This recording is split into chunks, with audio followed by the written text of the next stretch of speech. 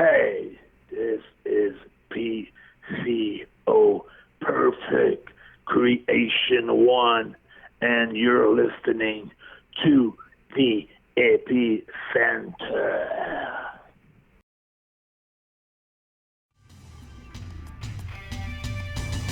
You're listening to Interactive Wrestling Radio, featuring the interactive interview, courtesy of WrestlingEpicenter.com.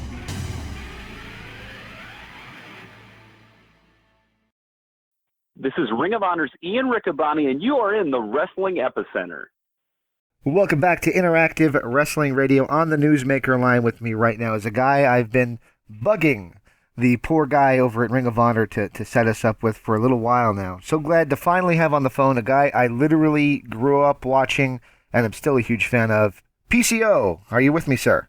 Yes, I am with you. It's such a pleasure to have you on. I'm doing good. How about yourself? I'm absolutely energetic, fantastic, full of electricity. I'm great. All right. So you have been with Ring of Honor for a little while, like I just mentioned. How are you enjoying your time thus far in Ring of Honor? It's been an awesome journey. It's almost a year now. Yeah. Near to the year, so it's been wow, what a year, huh? It has been, ROH World Tag Team Champions, ROH World Six-Man Tag Team Champions, the NWA Tag Team Champions, the NWA Crockett Cup, the challenging Matt Taven for the World Championship in Toronto. Now being involved on the number one contender tournament coming up in New Orleans this weekend. Mm-hmm. I mean, big event this weekend, yes, sir. Yeah, it's just crazy buzzing. It's a hell of a year. I got to write it up on my calendar as one of the best years of my entire life and my entire career. So, and I think 2020 is going to be even it's going to explode. I don't think the PCO Perfect Creation 1, the French Canadian Frankenstein, had explode like it's going to explode soon. I don't know when. I got a great, super inner feeling that it's going to pop up like crazy anytime soon. I just can't put my finger on what's going to be the event and what's going to be the time or the date or what's going to be so special about it. I just got a huge feeling on that. Well, that kind of leads me to my next question. And the internet is the internet, and you know that rumors spread on the internet with a lot of things going into them, not always truth. There's reports that your Ring of Honor contract could be coming to a close. Can you comment at all on your status with Ring of Honor heading into 2020? Well,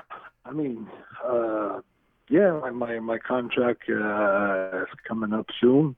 But, I've had a great year with Ring of Honor. And,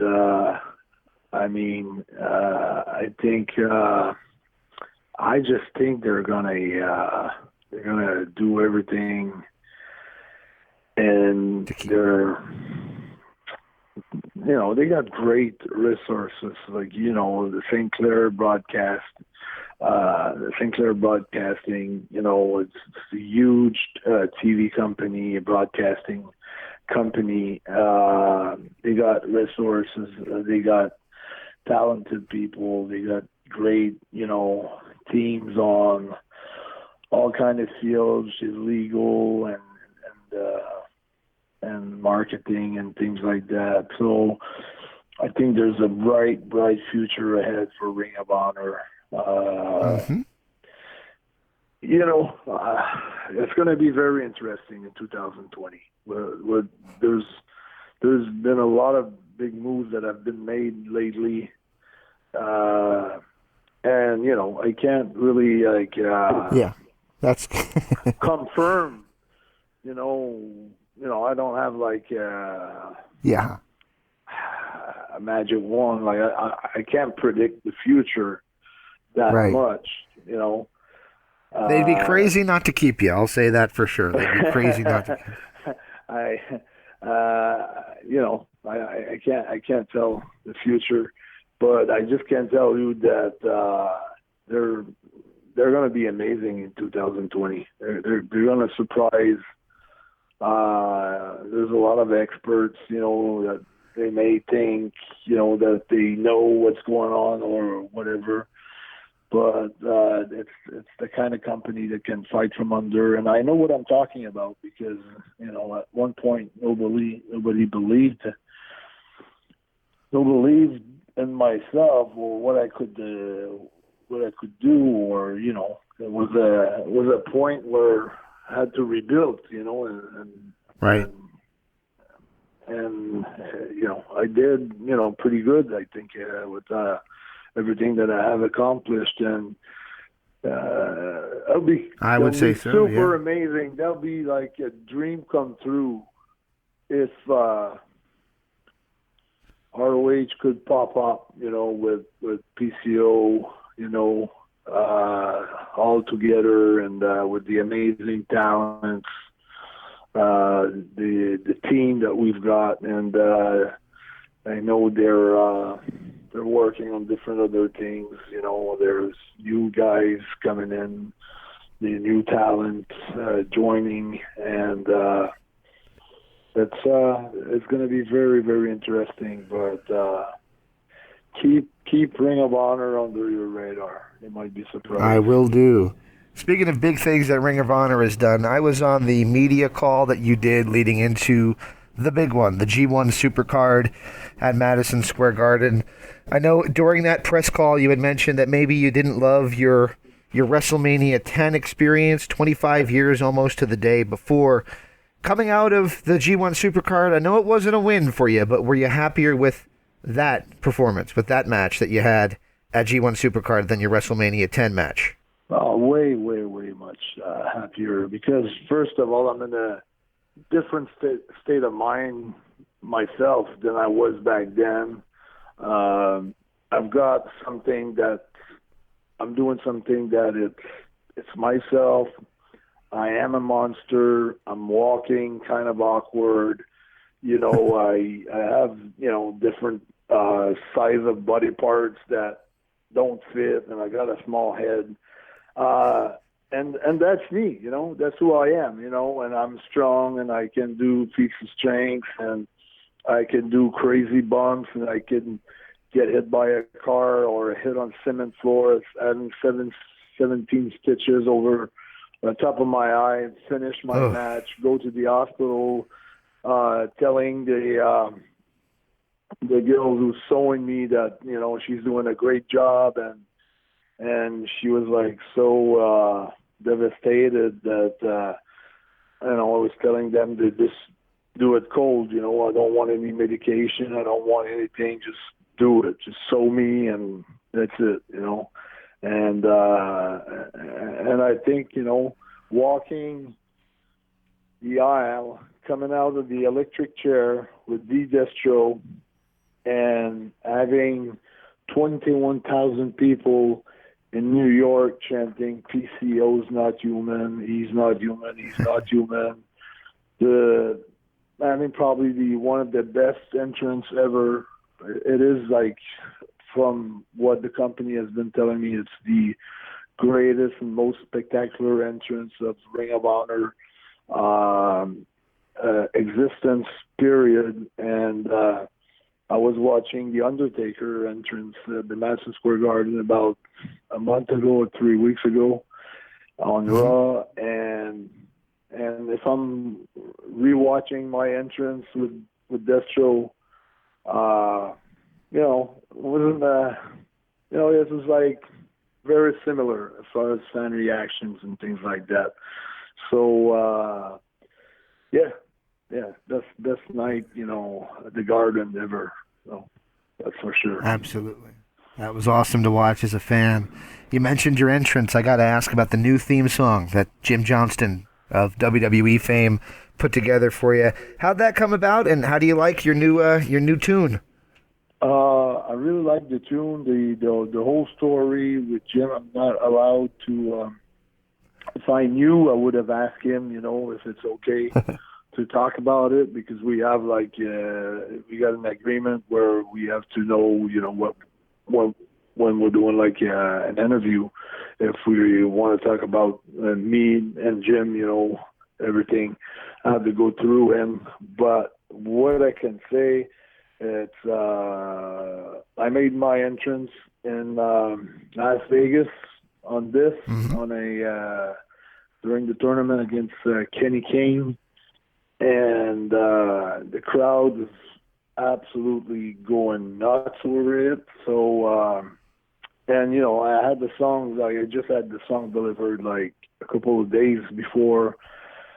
So obviously there's a lot of things that's going to be tuned up and things like that. But from that night, the reaction was absolutely crazy, So looking forward, I think it's just going to increase. Everything's going to increase. The interest going to increase. The entrance going to be probably one of the most intriguing and the most spectacular entrance in pro wrestling altogether. So I'm super positive about the future and the present with the song itself.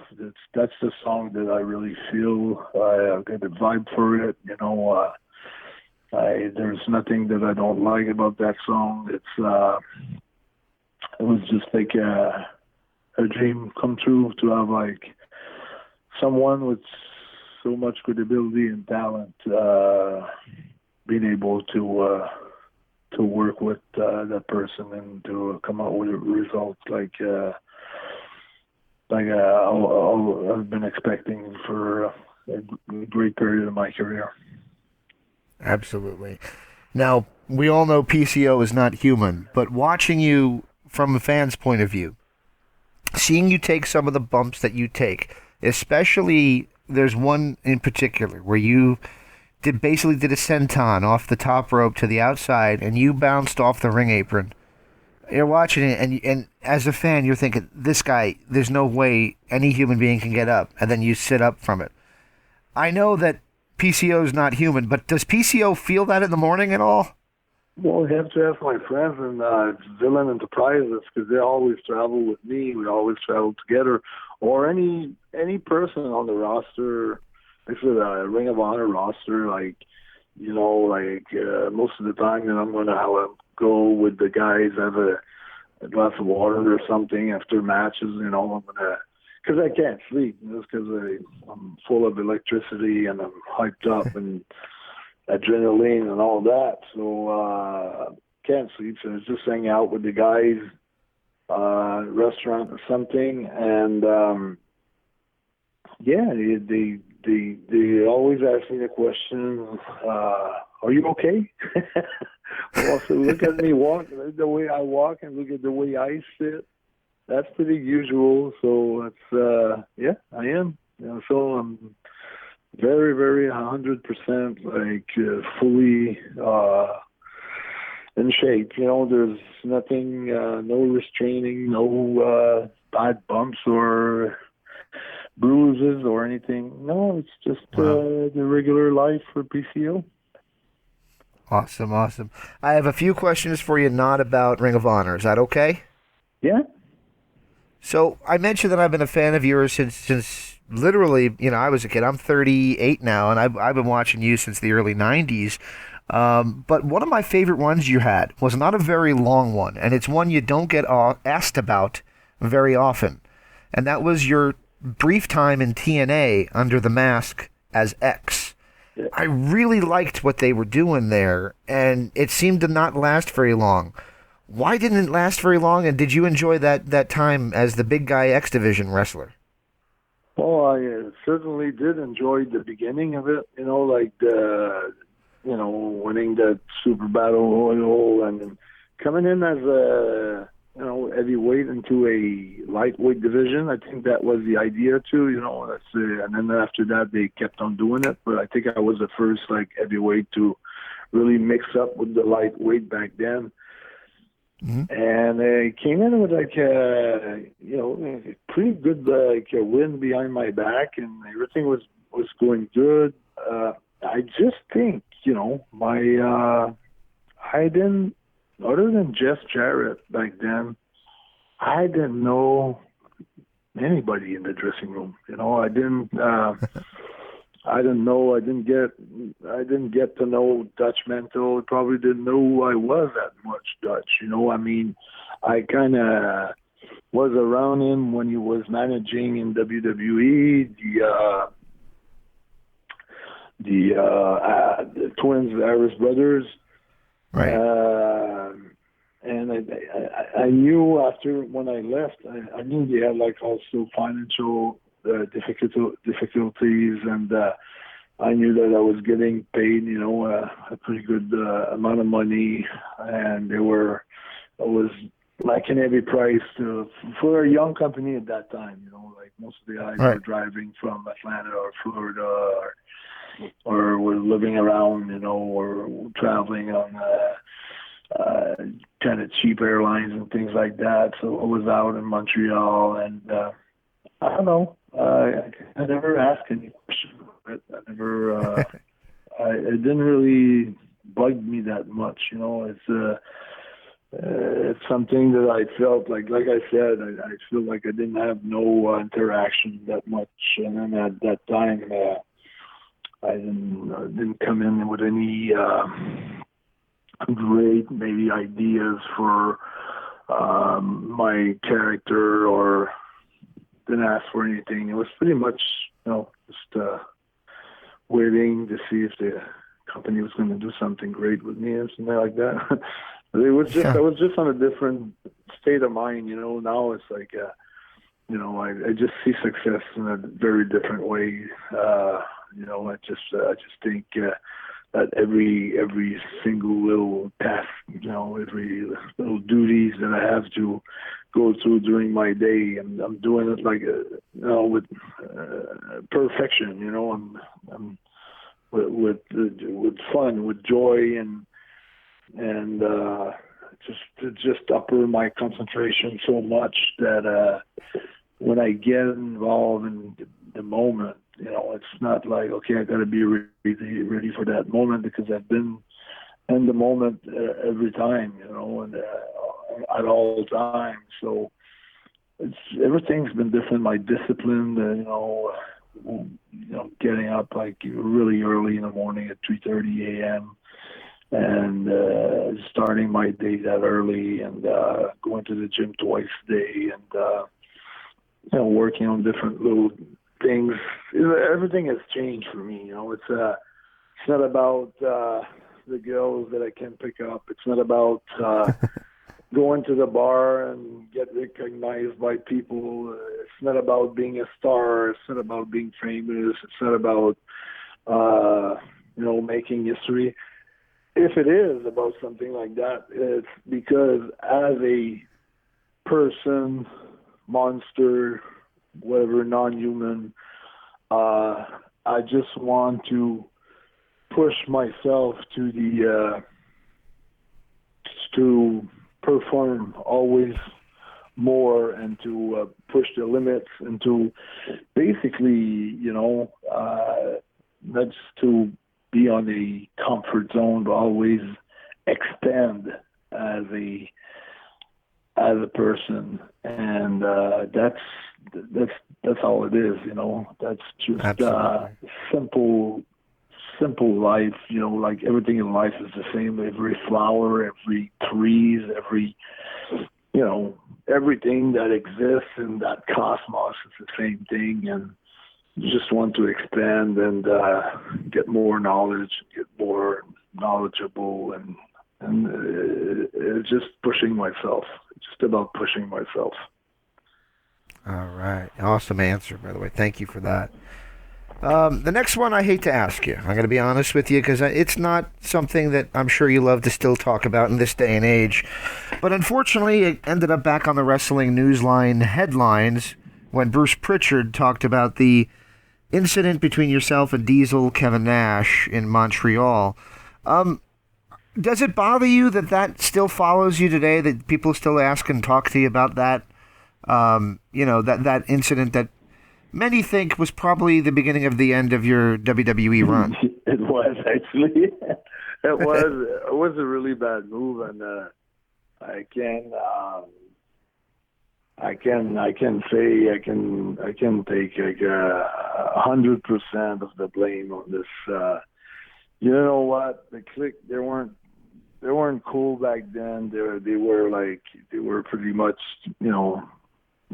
all about themselves, and they pretty much all have the control of the companies. It's like Diesel wasn't the world champ.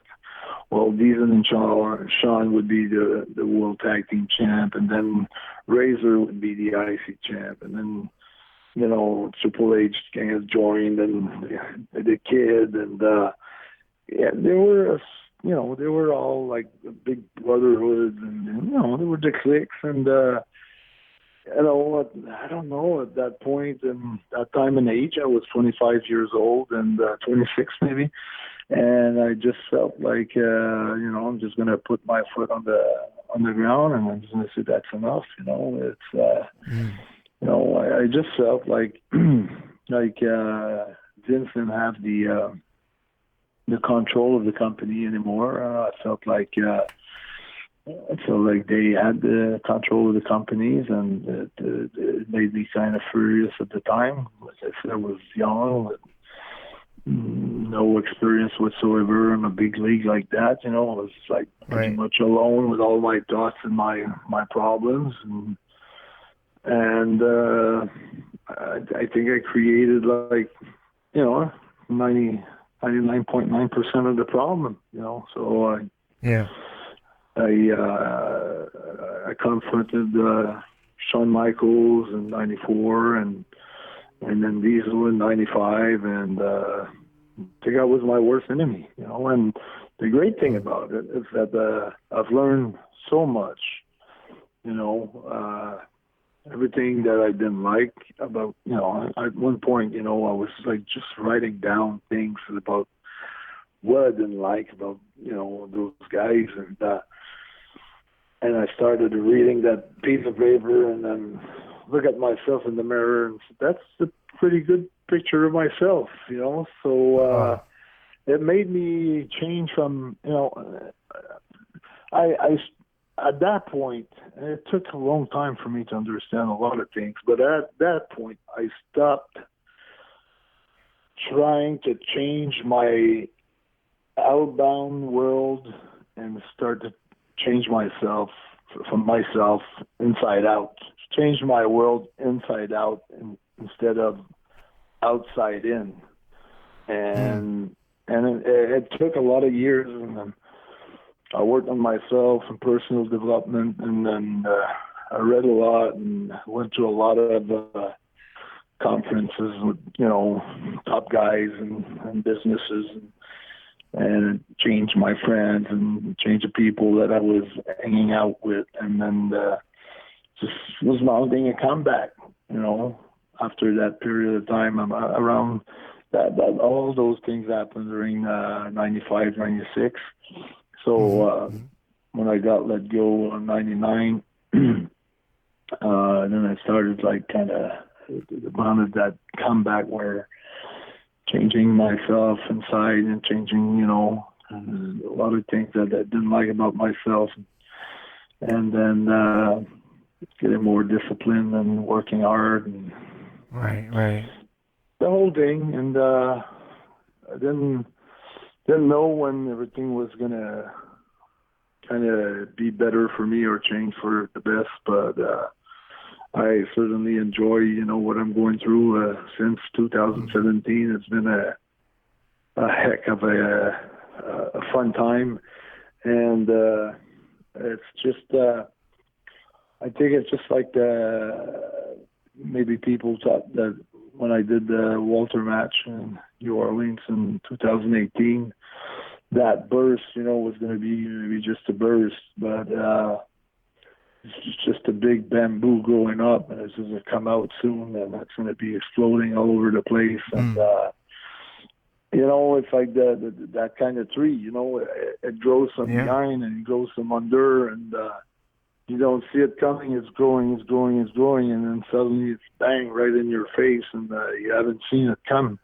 So that's how I envision the future, and would really like to have like a show with the Destro, the Adventures of PCO and Destro, or something like that, just to help pop up, everything surrounding the wrestling world and Ring of Honor. And I don't know what's going to come, but like I said, I got a strong feeling about, the big explosion and the big pop-up. And I think, people should keep an eye on Ring of Honor. Great things will happen in 2020. That's for sure. And even like there's still some months left in 2019. Yes, there are. So all right, I got about two more questions for you. Questions for you, then I'll let you go. One of them still goes back to Bruce Prichard, and I'm not going to harp on that, but he closed it out with kind of I'm going to be honest with you. I'll use the phrase. He said kind of a dick comment. And I'll tell you why I said that. I'll tell you why I feel that way. I, myself, am legally blind. And he said, but damn, he could catch a ball, referring to you. Yeah. I have no idea, A, what that meant, but then he prefaced it by saying he's legally blind, but he managed to catch balls. I don't know what he was talking about, but what is your thoughts on that comment? And are you yourself legally blind? Yeah, of course. My right eye is totally blind. So I think he just meant that he was impressed by the fact that I could play baseball or I could play hockey with one eye and I could catch a ball. But, like, obviously I can also do, like, a senton from the top rope and aim for the apron, or have one eye and then go on the top rope and moonsault right on the spot, So I'm pretty good with one eye because I've been like that since I was 12 years old. So, no, I just got good, I had I always had a great relationship with Bruce. Last time I met him the first time that I met him in 2018, it was in Chicago at the Pro Wrestling Tees shop. But then after that, we worked for almost probably a full year, 2018, like was for MLW. So, and he was like doing the guerrilla position. So he was one of the main producers on the show. So got along great with him, So that's an old that ball, the thing, it comes back like every interview or every month. I don't know. It's like it's just weird. Like I keep hearing about that, and people are making fun of Bruce on Twitter most of the time, saying, "Oh, PCO can catch a ball," blah blah blah. So it's just a funny thing to be, It's a funny thing to me. And it's kind of difficult because having the same diagnosis, being called legally blind, I go out and play football and baseball and stuff too, and it doesn't mean I think what people think it means. Is I think what it comes down to. Well, you I don't know if you were born like that or if you had an accident. I was. But me, I just got like that when I got out of the hospital, and the first time that I played baseball, I mean, I was going towards the ball, and the ball was falling like 20 feet behind me. It took me at least like a month, 3 weeks to a month to adjust on sports, to gauge my depth. That was the hardest challenge, was to guess, like, let's say you're on the street and you have a stop sign and a yellow sign and another sign, and they're about 200 feet away from you. It's to guess which one is first, second, and third. The depth is I think that's the thing. And the other thing that makes me feel very bad about being blind on one side, it's when I'm talking to someone, like I'm blind on the right side. If I'm talking to you, facing you on my left side, and something else is on my dead angle on the right eye, you might think I'm a guy that don't want to shake his hand or I'm too good for himself. But the thing is, I don't see you. So sometimes I just because I'm trying now to move around a little bit more. So because there's always people like ending their ends there, and just in my angle of the dead angle, and I can't see nothing. So the guy's waiting with his hand like that, and it's never on purpose. And I always told them, and I always tell them, no, it's sorry, man. I just got one eye, so I really didn't see you. So that happens to me. I hate the most. Yeah, for me it's weird. It's like they'll reach in for a fist bump and I'll reach for a handshake, or it's oh, I just shook your fist. That was weird, but okay. All right. Well, last thing here for you, Ring of Honor heading into 2020. Here we are with wrestling in a brand new state, with AEW going to TNT and the incredible ratings they're doing, WWE on Fox. Ring of Honor is in a state of revival. I think that everybody knows they're going to come out the other end of it. What do you think Ring of Honor's got to do to become or keep up with the Joneses, as they say, to stay ahead of the curve? Well, of course, I think going live every week, that would be something good. I think, when you have like syndicate stations like they do, like you got 217, you got a great legal department, you got connections all over the place. And, they, like you said, a lot of companies have stepped up their game, and I think Ring of Honor will have to adjust, they will have to adjust. And I think it will be very, very interesting because the thing that's happening right now with Ring of Honor is probably a lot of the fans that were the elite fans are now the elite fans, but most of the fans, Ring of Honor, are new fans. So I don't know the percentage, but there's a lot, like every time like I'm on a show or something, I'm doing meet and greets or I'm talking to people, it's my first time, it's my first show, or that was a great show, that was awesome, I'm going to keep watching it and things like that. So this to me sounds very, very positive, because there's a new audience growing, whether they're kids or young adults or older people. I mean, like, I don't know, I think it was like, this was the last show in Vegas or the show prior to Vegas. I was signing meet and greets with Brody King, and I've seen maybe 4 years old, 5 years old. There was 2 or 3 in a row that who's your favorite wrestler?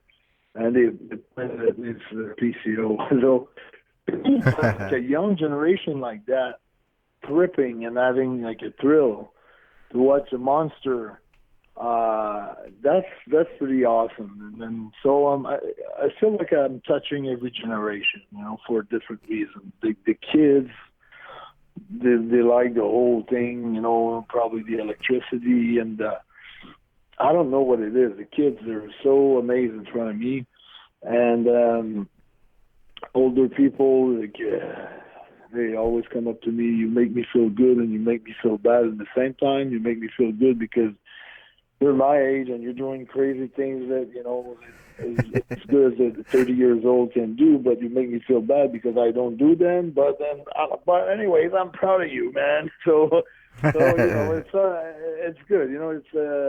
It's good for every generation. So for the PCO character, I think it's great, and for Ring of Honor, I think there's a lot of new fans that's going to get adding to the bank of the ROH Soldier fans right now. So it's going to be very, very interesting. I can't wait to see what the end result's going to be at the end of 2020.